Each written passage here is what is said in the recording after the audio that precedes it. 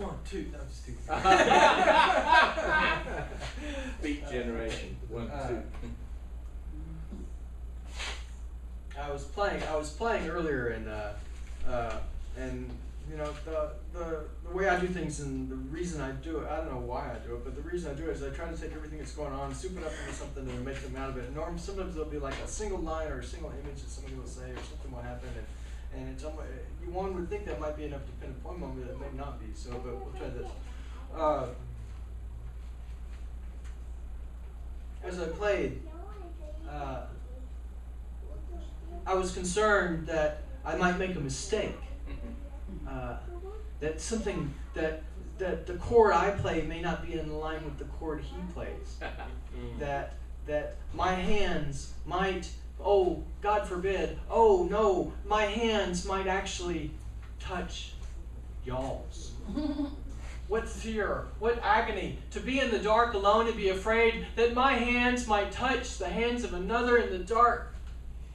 Oh, it pains the heart to think that my fingers are touching his fingers and his fingers touch his keys, but in fact there's a connection between those two that's more real than the fear itself.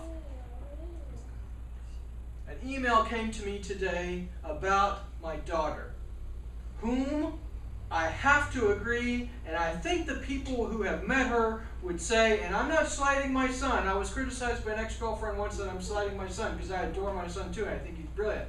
But my daughter happens to be one of the most enlightened people I know, which was confirmed by an email from her teacher today.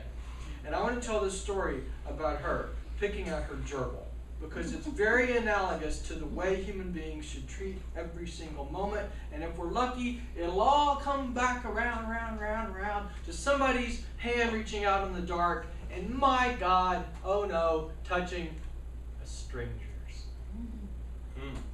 We went to the store the day before the expression show, or the day of the expression show on Saturday. We went to the store. My daughter and I had counted out the money. She set out the things she wanted. My son had made a mistake. The gerbil was not to cost $3.99, but cost $13.99. She knew she had $32. We itemized what she picked. She liked the little wooden logs that had 3 connected. She liked the ladder. She knew how to pick out the bedding. She picked the cheapest bedding she could, but she could only pick one gerbil. Remember, we're talking about hands touching one another in the dark.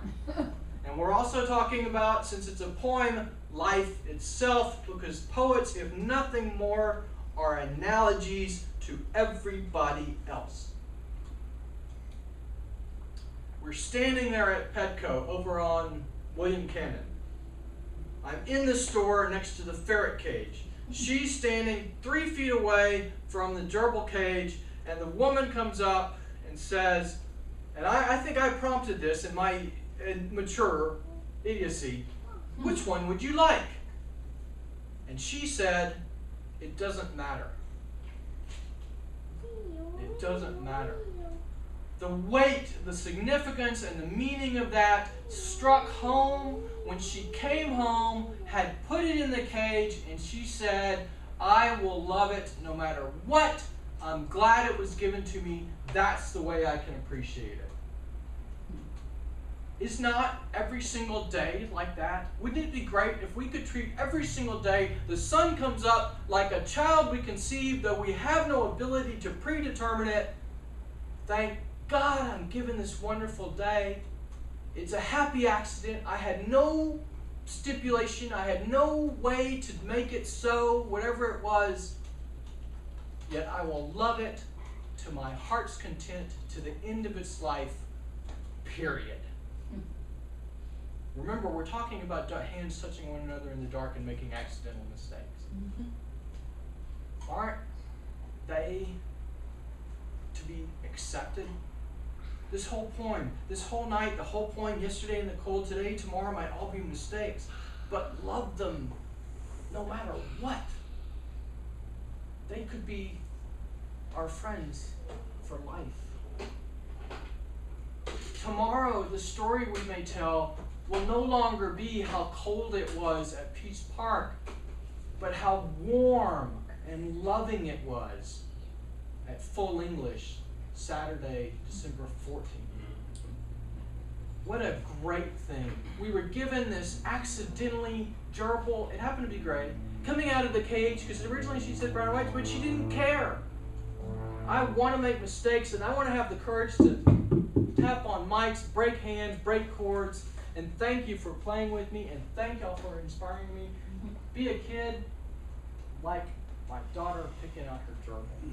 Thanks.